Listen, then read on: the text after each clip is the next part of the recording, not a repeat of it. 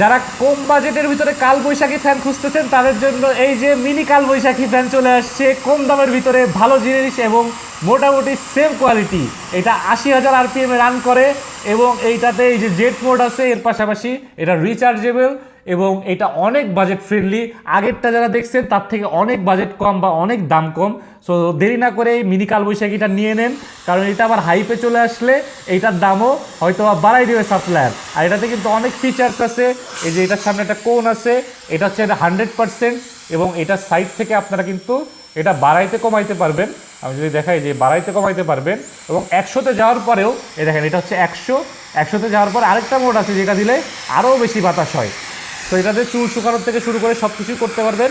আর এইটা আমি মনে করি সবার জন্য ইউজ করা সেফ। আমি আগেরটা বলেছিলাম যে আসলে বাচ্চা কাচ্চার কাছে না রাখার জন্য, এটা বাচ্চা কাচ্চারাও ইউজ করতে পারবে, দামও কম, প্লাস্টিক বডি খুবই ভালো আছে, এতে 3000 mAh এর ব্যাটারি আছে আর এটার আউটপুট 60 ওয়াট ম্যাক্স। আগেরটা 186 ওয়াট, মানে বুঝতে পারতেন কত, ওটা 8000 mAh ছিল, এটা 3000 mAh। বাট আমার কাছে মনে হয় বাজেট অনুযায়ী দিস ওয়ান ইজ গুড।